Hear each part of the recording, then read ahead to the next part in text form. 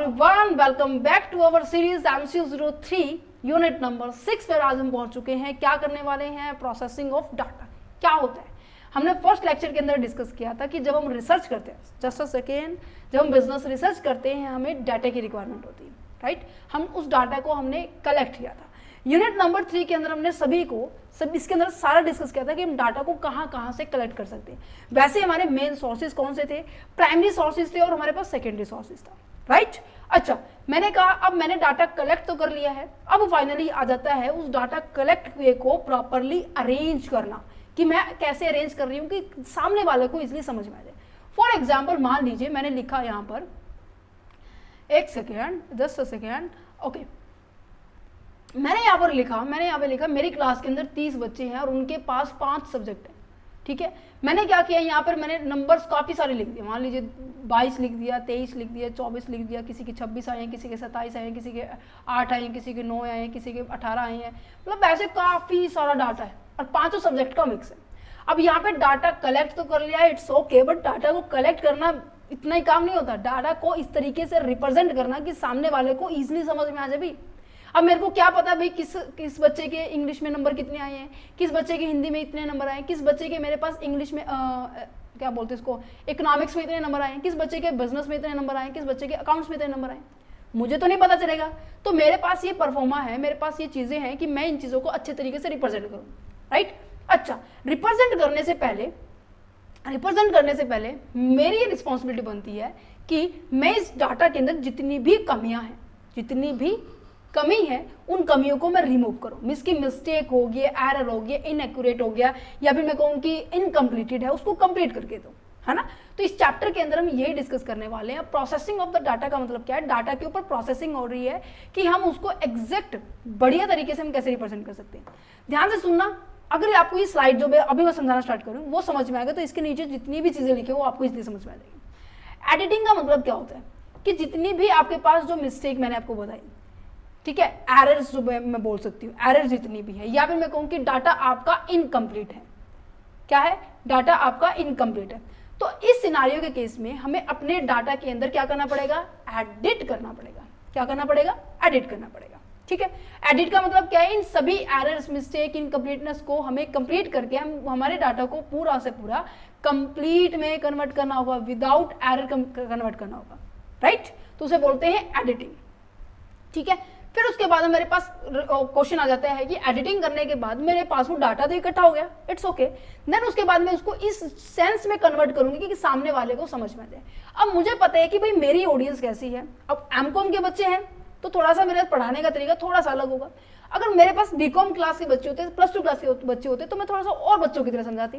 वैसे अभी भी बच्चों की तरह समझा रही हूँ, राइट, बट फिर भी मेरा तरीका थोड़ा सा और चेंजेस होता है, राइट। तो यहाँ पे जो मेरे पास जो कंप्लीट डाटा है मैं उसको कन्वर्ट करूंगी, ठीक है, मैं उसको कन्वर्ट करूंगी किसमें? एक कोड के अंदर, कि वो ये कोड सामने वाले को ईजिली समझ में आ जाए, राइट। जैसे कि मैं कहूँ कि मेरे पास, जैसे कि मेरे क्लास के अंदर 30 स्टूडेंट्स हैं, उन 30 स्टूडेंट्स में गर्ल्स भी है, बॉयज़ भी है, ठीक है। सो मैंने क्या किया, गर्ल्स को नंबर दिया 1, बॉयज़ को नंबर दिया 2। तो बॉयज़ को रिप्रेजेंट करने वाला, गर्ल्स को रिप्रेजेंट करने वाला एक नंबर है जो कि इसका कोड है, राइट। तो मैंने बोला कि 1 कोड के बच्चे एक तरफ हो जाओ, बी कोड के सेकंड कोड के बच्चे, 2 कोड के बच्चे आप एक तरफ हो जाओ। 1 नंबर 2 नंबर, ठीक है, 2 कोड हो गया, ठीक है, 1 कोड हो गया। तो ये कोड क्या रिप्रेजेंट कर रहे हैं? ए गर्ल्स को रिप्रेजेंट कर रहे हैं, बी जो 2 नंबर है वो बी को रिप्रेजेंट कर रहे हैं, राइट। तो मैंने क्या किया, इस पूरे डाटा को कोडिंग में दे दिया, मैंने पूरे डाटा को एक कोड में कन्वर्ट कर दिया, ठीक है।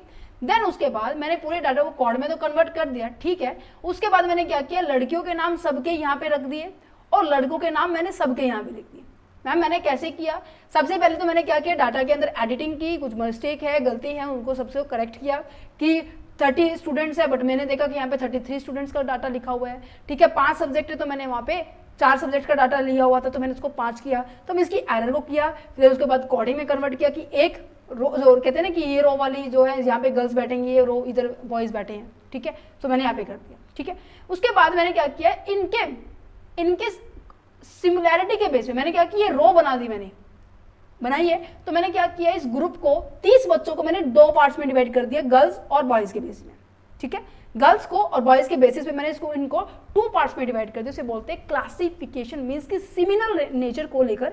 सिमिलर नेचर क्या है कि मेरे पास लड़कियां हैं, एक तरफ लड़के हैं, ठीक है, उनको सिमिलर बेस माना, उनको उनके बेसिस पे मैंने डाटा को क्लासिफाइड कर दिया। सो सिंपल, ठीक है। अब बात आ जाती है इस डाटा को रिप्रेजेंट हम टेबुलर फॉर्म में कैसे करेंगे, मींस कि टेबल के फॉर्म में रिप्रेजेंट कैसे करेंगे। एक डाटा होता है कि हम ऐसे हॉरिजॉन्टली करें कि ऐसे कर रहे हैं, ठीक है, कि यहाँ पे गर्ल्स है, यहाँ पे बॉयज है। एक ऐसा हो सकता है कि भाई यहाँ पे गर्ल्स हो सकती है, यहाँ पे बॉयज हो सकती है। मीन्स कि डाटा को रिप्रेजेंट करने के लिए हमारे पास जो टेबल है, हम टेबल कौन सा यूज कर रहे हैं, हॉरिजॉन्टली यूज कर रहे हैं, वर्टिकल यूज कर रहे हैं। और दूसरा ये भी तो हो सकता है भाई, दूसरा ये भी तो हो सकता है कि कॉम्प्लेक्सिटी और सिंपल के बेसिस पे, कि मान लीजिए नंबर ऑफ कैंडिडेट मैंने यहाँ लिख दिया 1 2 3 4, यहाँ पे मैं गर्ल्स लिख दूँ, ठीक है। एक तरफ क्या हो सकते हैं, नंबर ऑफ कैंडिडेट हो सकते हैं, इधर साइड में बॉयज लिख दूँ, तो ये 2 टेबल बन गई या नहीं बन गई है, राइट।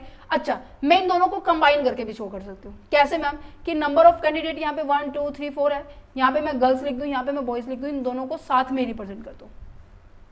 ऐसा भी तो हो सकता है।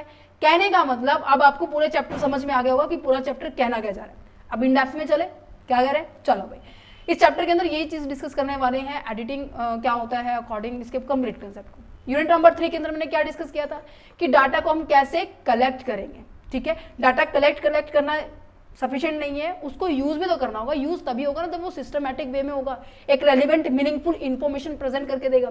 अब मैंने कहा कि मेरे पास 30 स्टूडेंट्स का इस तरीके से डाटा था, भाई मेरे लिए तो काम ही नहीं आएगा, मैं कंफ्यूज हो जाऊंगी। अब इस कंफ्यूजन को दूर करने के लिए मैंने एक प्रोसेस अपनाई कि पहले एडिटिंग, फिर कोडिंग, फिर क्लासिफिकेशन, देन टैबुलेशन, राइट। तो सबसे पहले क्या आ जाता है स्टेप नंबर 1 कि हमें क्या करनी पड़ेगी, एडिटिंग करनी पड़ेगी। इसकी चेक करना पड़ेगा कि जो डाटा है वो करेक्ट है या नहीं है, ठीक है। डिफरेंट सोर्सेज है कि उसकी जो एक्यूरेसी है, उसकी जो कंसिस्टेंसी है, क्या वो मिस्टेक फ्री है या नहीं है, उनको चेकआउट करना है। जब हम एडिटिंग कर रहे हैं किन किन बातों का हमें बहुत ध्यान रखना पड़ता है, this is the first point is the कि हमें इंस्ट्रक्शंस को फॉलो करना पड़ेगा। मींस कि मान लीजिए मेरे ऑनर ने मुझे बोला था कि आपकी जो MC03 की है जितनी भी पीडीएफ्स है उनको एक तरफ रखो, ठीक है। MC06 की पीडीएफ है उनको एक तरफ रखो, MC01 की पीडीएफ है, मतलब जैसे जैसे सब्जेक्ट है ना उनको उन्होंने बोला कि MC01 को अलग रखना है। अदरवाइज वो ऐसे भी कह सकते थे कि जिसकी भी सब्जेक्ट की फर्स्ट यूनिट है उनको एक ग्रुप में डाल दो भाई, ऐसा भी हो सकता था। बट उन्होंने क्या किया, MC0 सब्जेक्ट 1 ही उठाया, उसकी सारी पीडीएफ है। मींस कि जैसे वो इंस्ट्रक्शंस दे रहे हैं वैसे ही मुझे क्या करना पड़ेगा, फॉलो करना पड़ेगा। सो सिंपल, क्लियर है। इंस्ट्रक्शंस को फॉलो करना बहुत ज्यादा जरूरी है जो आपके इंस्ट्रक्टर आपको दे रहे हैं, राइट। अच्छा, उसके बाद आ जाता है आपके पास कि आप ओरिजिनल डाटा को जरूर रखेंगे। ये नहीं है कि आपने पुराने डाटा को देखा कि उसमें मिस्टेक थी, उसको मतलब फाड़ फूड़ करके बाहर डस्टबिन में डाल दिया, नहीं ऐसा नहीं करना। ना ही इरेज करना अगर आप डिजिटली कर रहे हो। आपको क्या करना है, ओरिजिनल डाटा तो रखना ही रखना है, उसके साथ जो आपने करेक्ट डाटा है वो भी रखना है, ठीक है। और उस करेक्ट डाटा के ऊपर क्या करना पड़ेगा, जो भी मान लीजिए जैसे मेरे पास मोस्ट ऑफ एडिटिंग का काम आता है, ठीक है, डाटा के अंदर करेक्शन का काम आता है, जैसे कि ऑडिटर करते हैं। सो पीडीएफ के अंदर करेक्शन का काम आता है कि क्या कोई करेक्ट है या नहीं है। तो जो ओरिजिनल डाटा है तो मैं उसको तो रखती हूँ, साथ ही साथ मुझे क्या करना पड़ता है, आपको एडिटिंग करनी पड़ती है। जैसे कि रजिस्टर्स के बारे में बात की जाए कि जो स्टूडेंट्स के जो अटेंडेंस रजिस्टर है उनकी कितनी अटेंडेंस हो चुकी है, जो क्लास इंचार्ज है वो तो करते हैं, बट मेरे पास क्रॉस चेक करने के लिए आता है कि हाँ जी इनकी अटेंडेंस चेकआउट करो, इनके मार्क्स को चेकआउट करो कि हाँ जी कैलकुलेशन के हिसाब से कोई गलती तो नहीं है, ठीक है। तो मैं उनको ओरिजिनल तो साथ रखती हूँ, मेरा रिकॉर्ड अलग से बनाती हूँ। दिखाऊँ आपको मेरा रिकॉर्ड इस पर्टिकुलर डायरी में होता है कि हाँ जी किस सब्जेक्ट किस स्टूडेंट का कैसे क्या डाटा है, किस टीचर में किसने क्या गलती की है, ये सारे के सारे रिकॉर्ड में यहाँ पे करती हूँ। तो ओरिजिनल भी रजिस्टर में है और मेरे पास डुप्लीकेट नहीं कहेंगे, करेक्ट डाटा भी है। और करेक्ट करने के बाद में उसके ऊपर क्या करती हूँ, मेरे खुद के सिग्नेचर करती हूँ कि हाँ जी मैंने इस डेट को इतना डाटा मैंने करेक्ट किया, राइट। तो एक्यूरेसी को मैंने चेकआउट किया इसमें, और क्या किया, कंसिस्टेंसी को चेकआउट किया कि ये नहीं है कि प्लस 10 6 क्लास के बच्चों के अंदर मैं 8 क्लास डाल रही हूँ, 8 क्लास के बच्चों में मैं 10th का डाल रही हूँ, 10th वाले के बच्चों में डाटा जो है +2 का डाल रही हूँ, ऐसा नहीं होना चाहिए। 6 क्लास चल रही है तो 6 6 6 6 6 होना चाहिए, इस पूरे रजिस्टर में सभी बच्चे का नाम 6 क्लास के ही होना चाहिए। कंसिस्टेंसी ये कहती है, राइट। कंप्लीटनेस का मतलब क्या है कि का डाटा हमारा कंप्लीट होना चाहिए। Avoid the bias, that means ये नहीं होना चाहिए कि मेरा कोई नॉन है उसका मुझे रजिस्टर चेक करना है तो मैं उसकी गलतियों को बताऊं ही ना, या फिर मैं कहूँ कि उसको एज इट इज रहने दो, नहीं है अच्छा ही करेगा, मतलब ऐसा नहीं होना चाहिए। अवॉइड नहीं होना, मतलब अवॉइड करना चाहिए इन सभी चीज़ों को, ठीक है। लॉजिकली फ्लो होना चाहिए। जैसे मैंने कहा कि आपको पता है वैसे पहले जैसे अब तो पहले चेंज हो चुका है बहुत ज़्यादा पैटर्न, कि जो पहले क्या होता था कि 10 साल का बच्चा 5th क्लास में होता था और आपका 15 साल का बच्चा आपके 10th क्लास में होता था, और 17 से 18 साल की उम्र वाले बच्चे जो थे +2 क्लियर कर जाते हैं, है ना। तो ऑब्वियस है, मैंने कहा कि उसने +2 क्लियर कर ली तो 18 साल का हो चुका है, मीन्स कि अगर 2018 लगा हुआ है तो उसका जन्म 2000 के अंदर हुआ होगा ना, होगा नहीं होगा। तो ये लॉजिकल होना चाहिए, ये नहीं है कि 2000 में जन्म लिया और 2010 में आपने +2 करके पास आउट हो गए, है ना। ये एक्सेप्शनल केस है, इसके पीछे लॉजिक नहीं है, वो लॉजिक ढूंढना पड़ेगा, ठीक है। सो ये होता है एडिटिंग करना। अब आ जाता है डाटा को कोडिंग करना। कोडिंग करना मीन्स कि उस इंफॉर्मेशन को एक ऐसे सिंबल, ऐसे मार्क्स, ऐसे कन्वर्ट करना, किसी भी चीज में कन्वर्ट करना जो कि सामने वाले को समझ में आ जाए, राइट। अच्छा, इसके अंदर रूल्स क्या होते हैं जब हम कोडिंग करते हैं? जब हम कोडिंग करते हैं ना, ये सिंपल होना चाहिए। ये नहीं है कि मैंने कहा कि कभी मैं ए मेल के लिए यूज कर रही हूँ, कभी मैं ए फीमेल के लिए यूज कर रही हूँ, नहीं, ऐसा नहीं होना चाहिए। सिंपल होना चाहिए, कांस्टेंट होना चाहिए, लगातार सारे डॉक्यूमेंट में मैं ए का मतलब मेल को ही समझू, 1 का मतलब मेल को ही समझू, 2 का मतलब मेल को ही समझू, समझ पा रहे? मीन्स की जो एक बार सेट कर दिया वो सेट कर दिया। मीन्स की सिंपल होना चाहिए, कंसिस्टेंट में होना चाहिए। 1 का मतलब मेल है तो 1 का मतलब मेल ही रहेगा पूरी रिपोर्ट में, राइट। हमें ओवर कॉम्प्लिकेटिंग को रिड्यूस करना है, मीन्स कि ज़्यादा सारे नंबर को यूज़ नहीं करना कोडिंग करते वक्त, ठीक है। जैसे मैं कहूँ कि मैं कभी स्टार यूज़ कर रही हूँ, कभी मैं पॉइंट यूज़ कर रही हूँ, कभी मैं कोई भी बॉक्स यूज़ कर रही हूँ, या फिर मैं 1 2 ए पॉइंट बी, इनको ऐसे यूज़ नहीं करना, सिंपल यूज़ करना है 1 2 3 4। ये नहीं है तो अगर और ज़्यादा रिप्रेजेंट करना है तो आप ABCD, आपको मेरे नोट्स पे भी नजर आएगा। जो कुछ ज़्यादा हाईलाइटेड होंगे पॉइंट, उनको मैं क्या करती हूँ, देखो topic step number 2, step number 1 ये मैंने येलो ये इनसे किए हुए हैं बाय द डिफॉल्ट। देखो मेरी भी गलती हुई है, क्या यहाँ पे किस कलर में था, ये ग्रीन में था, तो नेक्स्ट स्टेप भी मेरा ग्रीन में ही होना चाहिए था, नहीं तो होना चाहिए था। तो यहाँ पे जो मेरे दिमाग में दिमाग में जो था कि नेक्स्ट स्टेप मेरे को कहाँ नजर आएगा, ग्रीन कलर में मिलेगा, बट वो नहीं मिला, तो कहीं ना कहीं कंफ्यूजन क्रिएट हो रही है, नहीं हो रही है। सो ये स्पेशली आप लोगों को समझाने के लिए किया हुआ है, राइट। सो आपकी जो कोडिंग होनी चाहिए वो सिंपल होनी चाहिए, ओवर कॉम्प्लिकेटेड नहीं होनी चाहिए। डॉक्यूमेंट को आप जब कोड कर रहे हैं तो वो कोड पे आप लिखना चाहिए। जैसे मेरा जो तरीका है कि जैसे जो +2 क्लास की जब मुझे क्लासेस लेनी है तो वहाँ पर स्मॉल पेजेस यूज़ किए मैंने, ठीक है, कि छोटी क्लासेस है तो मैंने छोटे पेजेस यूज़ किए हैं कि हाँ इस क्लास का ये शेड्यूल है। फिर उसके बाद बीकॉम क्लासेस की क्लास लेनी होती है तो उसके लिए थोड़ा सा बड़ा, तो एमकॉम की लेनी होती है थोड़ा सा और बड़ा। तो ये मेरे लिए कोडिंग है, और इस कोडिंग को मैंने सामने लगाया हुआ है कि जो मुझे दिखाई दे रहा है कि अभी मुझे नजर आ रहा है, राइट। या फिर मैं कहूँ कि जो कोडिंग है, मान लीजिए मैंने कहा कि जब भी मैं मिस्टेक को करेक्ट कर रही हूँ ना, तो मैंने क्या किया है, कोई हैवी मिस्टेक है तो मैंने रेड पेन का यूज़ किया है, वो भी स्टार लगाने के लिए। अच्छा, अगर मैंने कहा कि कोई सिंपल सी मिस्टेक है, ज़्यादा हेक्टिक नहीं है, तो मैंने इसको ब्लू से किया। तो मुझे ये सामने लिखना होगा कि रेड से हैवी मिस्टेक है, ब्लू से सिंपल मिस्टेक है, ठीक है, समझ में आया? ओके जी। स्टेप नंबर 3 पे आ जाता है collection of the data, sorry classification of the data. Classification का मतलब क्या है कि आप डाटा को एक सिमिलर नेचर के बेसिस पे मैं उसको क्या कर रही हूँ, डिवाइड कर रही हूँ। जैसे कि मैं आपको एग्जांपल दूं, जितना भी मेरे जो इलेक्ट्रॉनिक गैजेट्स हैं उनकी मेरी लाइन अलग है, ठीक है। और इससे बढ़िया एग्जांपल आपके आई होप होगा नहीं। जैसे आप भी अब क्लास एमकॉम क्लास में है, अगर आपके पास प्रीवियस बुक्स है, ठीक है, तो आपके पास शेल होगा कि आपका एक शेल है +2 क्लास का, एक शेल आपका बीकॉम क्लासेस का, एक शेल है आपका एमकॉम क्लासेस की बुक्स और नोट्स बुक्स का, ठीक है। सो आपने क्या किया, अगर मैंने क्या किया, केवल और केवल क्लासेस के बेसिस पे मैंने क्या किया, बाइफरगेट किया पूरे डाटा को। मेरे पास इतनी सारी 150 बुक थी मेरे पास, अभी मैं बताऊं मेरे पास स्टॉक है 100 बुक्स का मेरे पास स्टॉक है। सो मैंने उसको क्या किया, एक पर्टिकुलर शेल्फ बनाई कि +2 की बुक अलग है, चाहे उसमें अकाउंट्स की है, चाहे इकोनॉमिक्स की है, चाहे मेरे पास बिजनेस की है, तो उनको मैंने अलग शेल्फ में रखा है, ठीक है। बिजनेस बीकॉम के अंदर हमारे पास 36 सब्जेक्ट आते हैं, इवन अब तो और बढ़ गए न्यू एजुकेशन पॉलिसी होने के बाद, राइट। तो यहाँ पर क्या है, 40 to 50 जो बुक्स है उनको मैंने अलग शेल में रखा हुआ है। इवन मैंने, अगर मैं कहूँ कि मैंने फर्स्ट सेमेस्टर की बुक अलग शेल में, सेकेंड सेमेस्टर की अलग शेल में, थर्ड की, फोर्थ की, ऐसे डिफरेंट सेल्स यूज किए हुए हैं। तो ये ऐसे कहूँगी ग्रुप बना दिया, तो मैंने साथ साथ सब ग्रुप भी बना दिया। तो मैंने क्या किया, क्लासिफिकेशन किया on the basis of the similarity, कि फर्स्ट ईयर एक सिमिलैरिटी है, सेकेंड ईयर एक सिमिलैरिटी है, थर्ड ईयर एक सिमिलैरिटी है, फोर्थ ईयर एक सिमिलैरिटी है, राइट। समझ में आ रहा है, ठीक है। गर्ल्स एक तरफ रख दी, बॉयज एक तरफ रख दी, ये भी क्लासिफिकेशन कैसे भी हो सकता है, वो डिपेंड करता है आपका डाटा कैसे है, राइट। समझ में आ रहा है। इसके पर्पस क्या होता है, ये देखो मैंने कहा कि इतना बड़ा डाटा था, सबसे पहले मैंने इसको एडिटिंग की, कोडिंग किया, देन उसको मैंने क्या किया, मैंने कहा कि एक तरफ मेरे पास क्या है, गर्ल्स की लाइन बन गई है, एक तरफ मेरे पास क्या है, बॉयज़ की लाइन बन गई है, ठीक है। अब मुझे पता है कि गर्ल्स में कितनी है, बॉयज़ में कितने हैं, ये मुझे पता लगा। तो इतने बड़े लार्ज डाटा को मैंने सिंप्लीफाइड किया है, नहीं किया, कि आपको भी समझ में आ रहा है, मुझे भी समझ में आ रहा है। अब बात आ जाती है कि जो क्लासिफिकेशन होती है वो देखो आपकी बुक में काफ़ी सारे टाइप्स के मिल सकते हैं। क्लासिफिकेशन आपकी एक्सटर्नल भी हो सकती है, क्लासिफिकेशन आपकी ज्योमेट्रिकल की बेस पे हो सकती है, क्लासिफिकेशन आपकी टैबुलर फॉर्म में भी हो सकती है, क्रोनोलॉजिकल फॉर्म में हो सकती है, टाइम के बेसिस पे हो सकती है। इनके बारे में डिस्कस किया, ठीक है, जस्ट अ सेकेंड। ओके, तो यहाँ पे देखो जियोग्राफिकली के बेसिस पे बात की जाए, मीन्स की लोकेशन क्या है।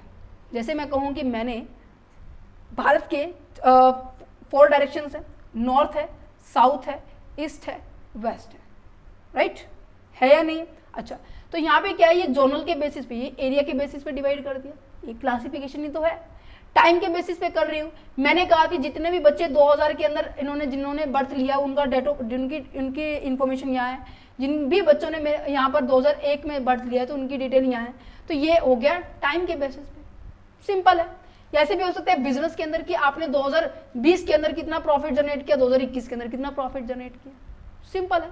नेक्स्ट जाता है classification on the basis of the internal characteristic. Internal characteristics का मतलब क्या है कि आपके पास जो अवेलेबल इंफॉर्मेशन है उनके पास, और आपके जो एट्रीब्यूट्स है ना, एट्रीब्यूट्स का मतलब क्या होता है कि गुण क्या है, मीन्स कि आपका, जैसे मैं कहूँ कि इनकम क्या है, आपकी कास्ट क्या है, आपका ऑक्यूपेशन क्या है, आपका जेंडर क्या है, इनके बेसिस पे अगर मैं क्लासिफिकेशन कर रही हूँ तो उसे बोलेंगे classification according to the result attributes. अगर मैग्नीट्यूड्स के अकॉर्डिंग बात की जा रही है, यहाँ पर हम बात करते हैं कि आपके पास ये जो डायरेक्ट होते हैं और एक सिंपल होते हैं इसके अंदर, ठीक है, सिंप्लीफाइड होता है। एक सेकेंड, यहाँ पर क्या होता है कि आपके पास सीरीज आती है, इंडिविजुअल सीरीज और कंटिन्यूस सीरीज। अभी बताऊंगी, पहले एक चीज को समझते हैं कि एट्रीब्यूट्स के बेसिस पे कैसे सिंप्लीफाइड करेंगे, कैसे डाटा को क्लासिफाइड करेंगे। यहाँ पर आ जाता है quantitative and qualitative. Ma'am quantitative और क्वालिटेटिव का मतलब क्या है, मीन्स कि जो आपकी जो एट्रीब्यूट्स है, आपकी जो गुण है, उसको आप अगर मेजर कर पाते हैं नंबर की फॉर्म में, तो उसे बोला जाता है क्वांटिटेटिव। क्या बोला जाता है, क्वांटिटेटिव। अगर आप उसको मेजर कर पा रहे, क्वांटिटेटिव में नहीं, मीन्स कि उसको क्वालिटी मेजर करें कि हाँ, मैंने कहा कि ये पेन अच्छा है, मैंने कहा बहुत अच्छा है।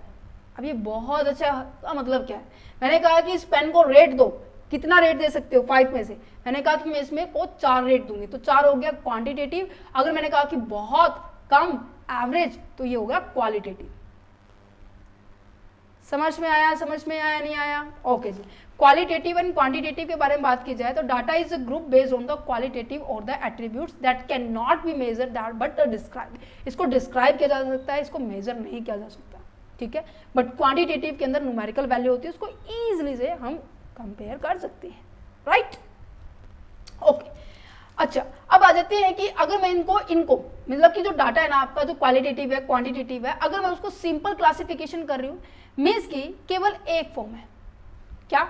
जैसे मैंने कहा कि पॉपुलेशन है, पॉपुलेशन के अंदर आपकी जो एम्प्लॉई है और एक अनएम्प्लॉई है। एक तो मैं ये दिखा रही हूँ, ठीक है। मैंने कहा कि जेंडर है, जेंडर के अंदर क्या है, मेल है, और एक मैंने कहा फीमेल है। मैंने कहा क्लास के अंदर जो स्टूडेंट्स है, स्टूडेंट्स बॉयज है या फिर गर्ल्स है। अगर मैं इतने ही करके दिखा रही हूँ तो मेरे पास क्या है, सिंपल क्लासिफिकेशन। अगर मैं इनके और बाय फॉरगेट कर दूं तो ये हो जाएगा manifold classification. Manifold that means काफी बार आपको क्या करना पड़ेगा, पेज ओपन करना। जैसे मैंने कहा कि इस पेज के ऊपर मैंने क्या किया हुआ है, सामने जैसे बचपन में ना हम गेम खेलते थे कि मेरे पास ये गेम ये पर्ची है, इस पर्ची के ऊपर कुछ लिखा हुआ है, ठीक है। अगर मैंने देखा कि मैंने ये सिलेक्ट किया तो मैं इसको और ओपन करूंगी तो नीचे कुछ और लिखा होता था। तुम लोग खेलते थे, आई होप तुम लोग भी खेलते होंगे, है ना। शायद याद आया होगा तुम्हें, मुझे एग्जैक्ट याद नहीं इसकी गेम का नाम क्या है, बट हम पर्ची गेम कहते थे इसको, कि आपको क्या कहाँ जाना पसंद है। तो हमने कहा कि मुझे दिल्ली जाना है, दिल्ली में आप क्या, नीचे आएगा कि खाने की चीज़ आएगी, खाने में क्या चीज़ पसंद है, फिर 2 ऑप्शन आएंगे, ठीक है। तो अगर ऐसे डाटा रिप्रेजेंट है कि पॉपुलेशन है, एम्प्लॉई है, अनएम्प्लॉई है, अनएम्प्लॉई में कौन, कितने मेल है, कितने फीमेल्स हैं, वो आ जाए। फिर उसको यहाँ पे अनएम्प्लॉय में कितने मेल है, कितने फीमेल है। अगर ऐसा कुछ है तो उसे बोलेंगे मैनीफोल्ड क्लासिफिकेशन, ठीक है। अभी हमारा एक ही क्लासिफिकेशन हुआ है, कौन सा क्लासिफिकेशन हुआ है, classification according to the attributes, means के गुण के बेसिस पे। मैग्नीट्यूड और द ऑफ द वेरिएबल का मतलब क्या है, जहां पर डाटा को रिप्रेजेंट किया जाता है with the help of the series. किसके बेसिस पे, सीरीज के बेसिस पे। ध्यान से सुनना क्या कह रहा है, सीरीज का मतलब और कुछ नहीं है, सीरीज का मतलब कुछ नहीं है, मींस कि डाटा को रिप्रेजेंट किया मैंने इंडिविजुअल सीरीज में।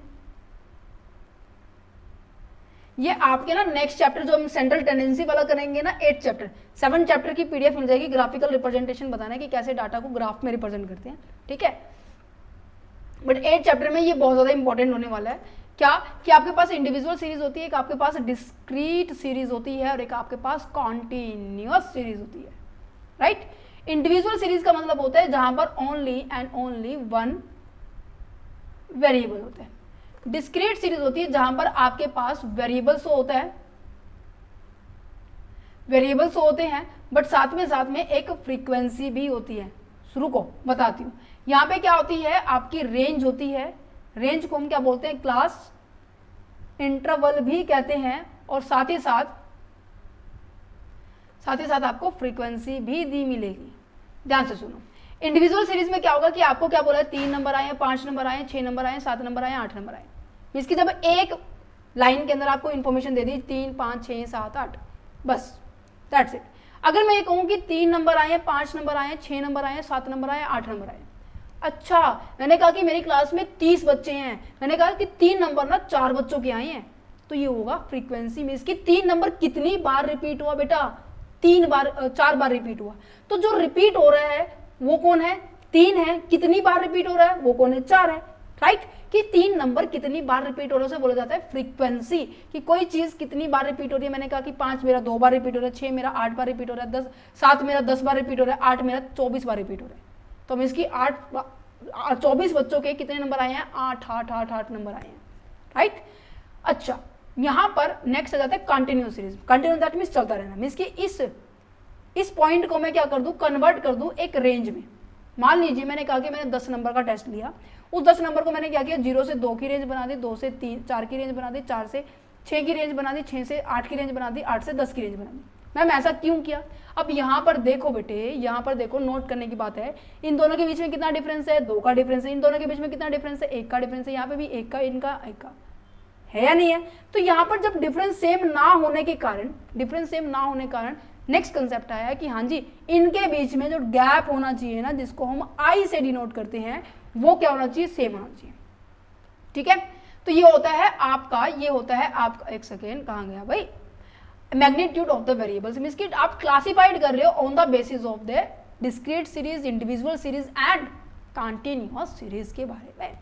देखो समझ में आया, डिस्क्रीट सीरीज क्या हो गया, 0, ये तो आपके पास एक तो नंबर ऑफ चाइल्ड मिलेंगे, ठीक है, नंबर ऑफ फैमिलीज मिलेगी, यहाँ पे ये फ्रीक्वेंसीज है, ठीक है, कि ऐसी फैमिलीज है, इसकी कपल्स है, कपल क्या फैमिली होगी है, यहाँ पर 12 फैमिली में ऐसी 12 फैमिली जिनके पास एक भी चाइल्ड नहीं है, एक भी बच्चा नहीं है। 25 फैमिली ऐसी है जिनके पास एक चाइल्ड है।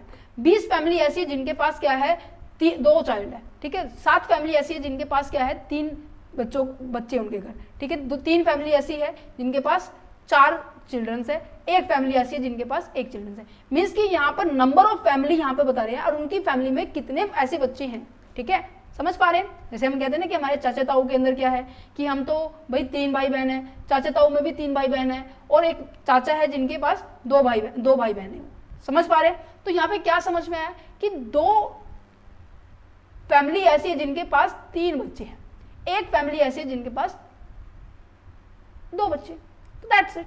नंबर ऑफ फ्रीक्वेंसी किसकी है, फैमिलीज की है, कौन से नंबर की है, 3 बच्चों की है, ठीक है।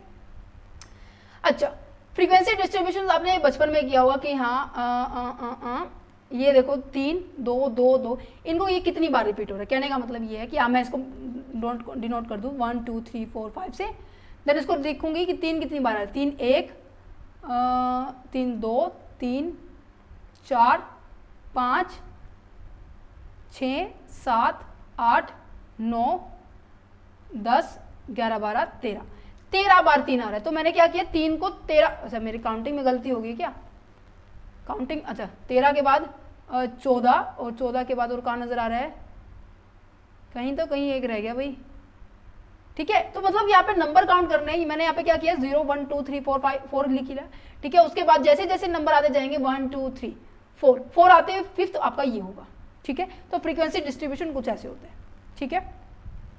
मुझे तो नजर नहीं आ रहा भाई, तीसरा कहाँ है, आपको नजर आ रहा है बेटा, ये रहा, ठीक है, तो मैंने देखा कि 1 2 3 4 यहाँ तक कंप्लीट हो। जैसे ही मुझे फिक्स मिलेगा मुझे यहाँ पे ऐसे क्रॉस करना है, फिर यहाँ पे 6 7 8 9 फिर क्रॉस करना है, 6 7 8 9 10 हो गया। फिर यहाँ पे 1 2 3 4 5 को फिर यहाँ पे ऐसे करना है। समझ में आया? तो फ्रीक्वेंसी डिस्ट्रीब्यूशन कुछ इस तरीके से होता है। टैबुलेशन मैंने आपको बता दिया कि टैबुलेशन कैसे करते हैं, सिंपल भी कर सकते हैं और हमारा मल्टीपल भी टैबुलेशन होता है। ठीक है, अगर मैं सिंगल सिंगल चीज़ों को दिखा रही हूँ तो यहाँ पे क्या होगा, एक सिंपल टेबल बनेगी, कॉम्प्लेक्स है तो सेल नंबर 1 को भी प्रोडक्ट ए की जो सेल हुई प्रोडक्ट बी की सेल हुई इसको दिखा देंगे। ठीक है, सिंपल सा था ना ये चैप्टर, बिल्कुल सिंपल सा था, कोई इतना कॉम्प्लेक्स नहीं था।